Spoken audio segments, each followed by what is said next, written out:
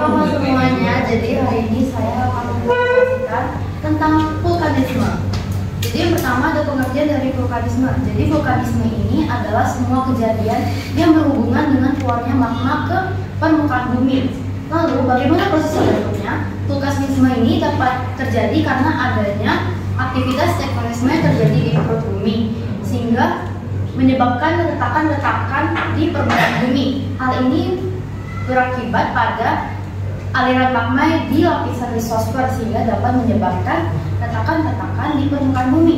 Selanjutnya ada faktor penyebab vulkanisme. Yang pertama ada tekanan gas dalam magma. Tekanan gas yang tinggi dapat mendorong magma keluar ke permukaan bumi. Kekentalan magma. Kekentalan magma ini dapat memengaruhi intensitas dan skala magma. Lalu adanya interaksi air dengan magma. Interaksi dengan air dengan magma ini dapat menyebabkan terjadinya lava bantal. Lalu ada gerakan magma. Gerakan magma dari tekanan yang tinggi menjadi rendah itu dapat menghasilkan proses vulkanisme. Lalu ada deformasi badan gunung. Deformasi badan gunung ini dapat menyebabkan dapur magma tersumbat. Lalu ada longsoran di dapur magma. Longsoran di dapur magma ini dapat terjadi karena adanya pengkristalan magma. Lalu jenis-jenis vulkanisme. Jadi jenis-jenis vulkanisme ini ada dua, yaitu intrusi magma dan ekstrusi magma. Intrusi magma ini adalah pergerakan magma dari lapisan kulit bumi, tetapi tidak sampai di permukaan bumi. Intrusi magma ini dapat terjadi karena tekanan dalam magma ini sangat kecil sehingga ia hanya dapat melalui celah-celah atau retakan-retakan di lapisan bebatuan di lapisan kulit bumi.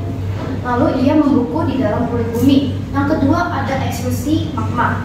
Ekstrusi magma adalah proses keluarnya magma dari dalam bumi ke atas permukaan bumi. Ekstrusi magma ini menghasilkan beberapa materi seperti lava, lahar, ekalasi atau gas, dan eflata. Lalu ada dampak vulkanisme terhadap lingkungan. Tentunya terdapat dampak negatif dan juga positifnya. Yang pertama, dampak negatif terlebih dahulu, yaitu vulkanisme ini dapat menyebabkan kerusakan pemukiman akibat aliran lavanya. Lalu dapat menghasilkan polusi udara dari hembusan awan panas. Lalu dapat menyebabkan pendangkalan sungai. Ini dari lahar yang dikeluarkan gunung tersebut. Lalu dapat merusak ekosistem akibat gas beracun yang dikeluarkan atau hujan abu. Lalu dapat menyebabkan penyakit akibat abu vulkanik ini.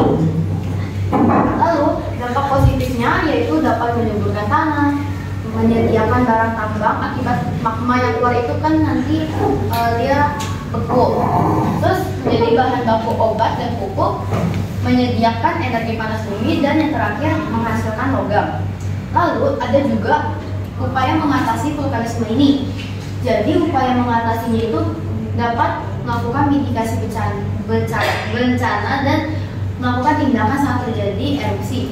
Contoh dari mitigasi itu seperti mengedukasi masyarakat tentang vulkanisme, lalu melakukan penelitian serta melakukan pemantauan. Lalu tindakan yang dapat kita lakukan saat erupsi ini yaitu harus hindari tempat-tempat di luar untuk menghindari hujan abunya ini. Lalu kita dapat menggunakan pakaian tertutup untuk melindungi tubuh.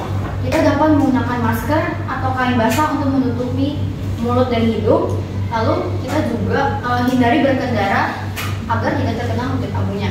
Lalu ada contoh kejadian, jadi di mana kejadiannya, kapan terjadinya secara faktual, yaitu terjadi di Gunung Anak Krakatau di perairan Selat Sunda, Lampung Selatan, Provinsi Lampung.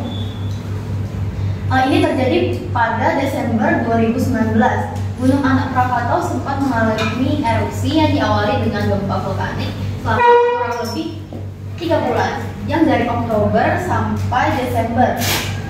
Gunung ini mengalami erupsi eksplosif lemah.